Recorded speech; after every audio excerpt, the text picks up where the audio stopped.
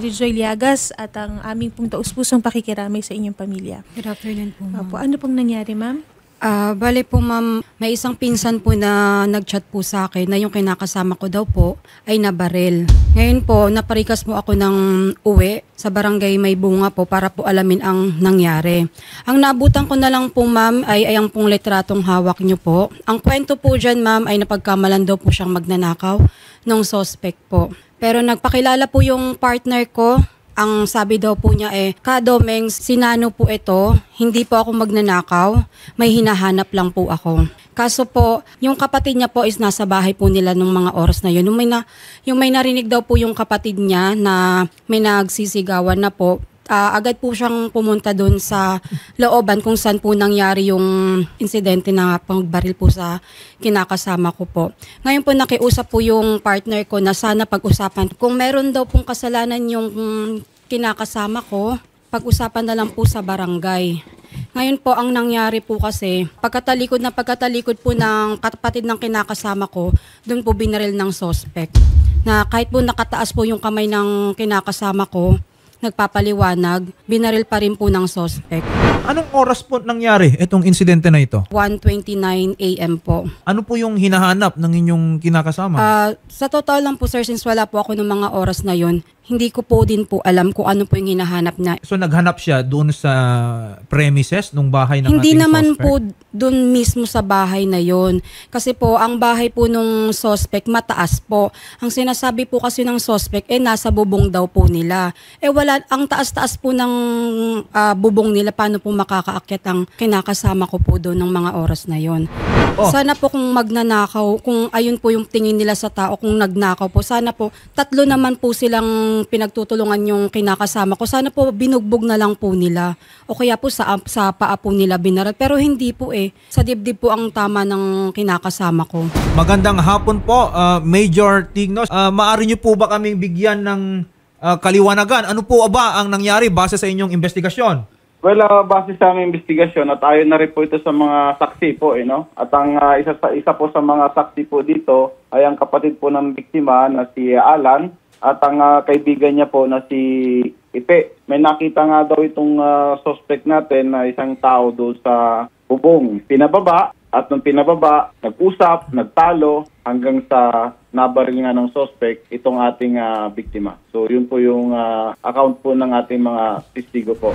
Major, binabasa ko po itong police report kasi nakalagay dito and I will read it. A heated argument ensued between them leading to a confrontation in which the suspect suddenly shot the victim in the chest, causing his instantaneous death. Nag-uusap na pala sila. Tapos habang nag-uusap, bumunot na lang ng baril tapos pinutukan. Ganun po ba yung nangyari dyan? Bali, nung pinababa po yung biktima mula doon sa bubong ay allegedly, sabi po ng witness natin ay pinututukan na ito ng baril para bumaba. At nung nakababa nga po, ay nakatutok pa rin yung baril. Then, yun nga, habang nakatutok ay nagtatalo sila. Okay.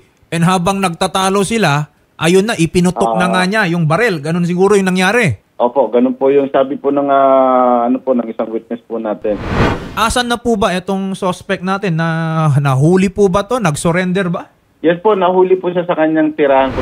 Major, kung May 13 ito, isang araw after ng election, di ba may pinapatupad pa tayong gun ban dyan? Yes sir, meron naman po. Ito po bang suspect natin na isyuan ba ng COMELEC ng exception to possess, carry firearms during the gun ban? Wala po sir, wala po. Actually sir, yung suspect po natin ngayon ay may katandaan na rin, halos 71 years old na rin ito Siguro, hindi natin maisip kung ano pa yung niisip ng matanda. Kaya niya siguro din nakalabit siguro yung baril at napatay niya itong ating biktima. Meron po tayong tinatawag po dito sa ating civil code na kumbaga, ikaw meron kang karapatang proteksyonan po ang inyong properties for that matter. Pero in this case kasi, ang requirement po ng ating batas, dapat yung force, yung pamamaraan po ninyo ay reasonable. Ano pa po ba yung sa tingin nyo gustong makamit ng pamilya? Ang pinaka gusto po kasi talaga namin madamay yung dalawang apo. Yung mga oras na po yun, kasama po nung suspect yung dalawang apo. Sila po ang may hawak sa partner ko habang nakataas yung kamay ng partner ko. na nagmamakawan, nagpapaliwanag sa kanila. Hawak-hawak nila sa short yung partner ko. Ang sinasabi po ninyo, ma'am, may tao na nire-restrict yung movement, pinipigilan, kumbaga, yung inyong kinakasama. So, nung binaril siya, parang bitay yung ginawa sa kanya. May nakahawak sa kanya, tapos pinutukan. Ganun po ba nangyari niya? Ayun po kasi yung sinabi ng isang witness. Totoo po ba na meron siyang dalang martilyo? Sinasabi po nila na may dala daw po ng martilyo yung kinakasama ko. Wala po siyang dala ng kahit na ano po. Wala naman daw pong record si Alvin de la Cruz o si Nano at gayon din po si Sir Domingo Alonso. Pero Major ha, i-check po natin no, yung allegation na may martilyo daw na hawak. May hinahanap po ng mga pulis kung anong martilyong sinasabi po ng suspect. Wala naman pong nakitang martilyo kahit daw sa bubong na sinasabi nila. Major, no, kung may Yes, sir. kung bagong information lang po sa inyo na merong naging participation yung mga ibang tao po dito, tingnan din po natin kasi if that actually is true, baka meron din talaga silang liability dyan. Actually, sir, we came into that situation, sir. However, sir, alam mo naman sa ating investigation, we only vary sa mga statements, sir, ng mga ating mga witnesses, sir.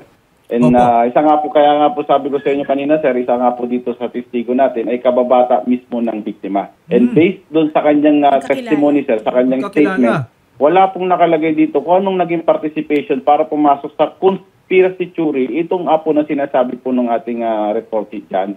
Okay, So, okay. wala po kaming nababasa sa statement niya na ganito, ganyan, nakataas ng kamay, hawak-hawak na yung tao, binaril pa din, wala po. And even po yung kapatid po ng ating biktima na si Alan ay nandun din po nung mangyaring insidente. So sana kung totoo po yung sinasabi ni ma'am, nabanggit na po sana ito ng kababata na witness natin, saka yung kapatid na witness, at sana nakapag-provide sila ng iba pang witness para ma-implicate natin na kasabwat nga itong dalawang apo ng ating biktima. Pero unfortunately, sir, wala pong ganung statement po yung mga witnesses natin. So, hindi po namin ma-include yung mga apo as a suspect.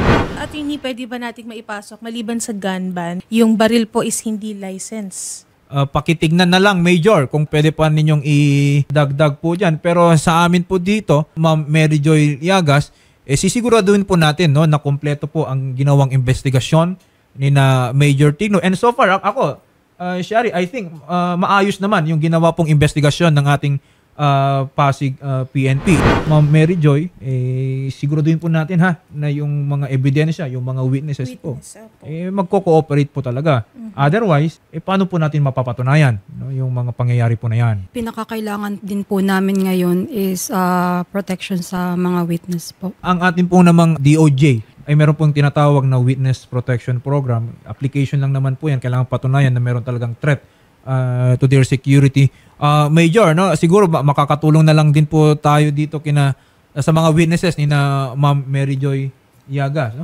Pero siguro ma'am, no, tanong mo rin, no, nandun din naman pala yung kapatid po ng biktima. Siguro gusto nating maliwanagan din. No? Ano bang ginagawa niya kasi doon? Ng mga Actually, palaisipan talaga ganong oras, 1:30 in the morning. Yes, palaisipan. Kasi ma'am, hindi naman sa ano ma'am, no? Pero gusto namin ma-verify ma'am kung ano po yung pinakaginagawa niya. Kaya tinatanong din po namin sa inyo, even kay Major Tigno, ano po yung ginagawa niya doon sa bubong? At kung gaano po kalayo yung bubong po ninyo sa bubong po nila Sir Doming para mapunta, umapadpad po siya doon sa bubong nila Sir Doming. Kasi alauna ng madaling araw yan, ma'am. So gusto namin, actually even yung mga netizens nagtataka kung bakit nandun sa bubong nila Sir Doming yung kinakasama niyo po na si Sir Nano. Wala po ba kayong iba Idea pang or anything, witness or ano?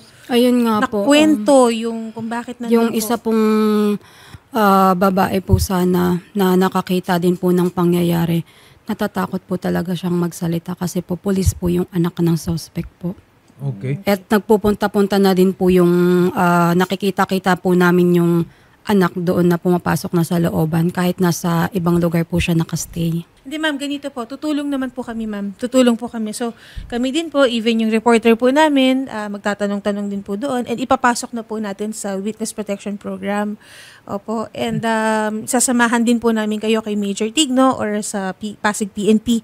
Ayun po, no, ma'am, imo-monitor naman din po natin ito. I think kompleto naman po yung naging investigasyon po ng ating kapulisan dito. Salamat kina Police Major Loreto Tigno. Yun na lang, ang advice ko po, no, pagtibayin po ang ebidensya para din po mapanagot po natin, no, yung mga gumawa po nito sa inyong kinakasama.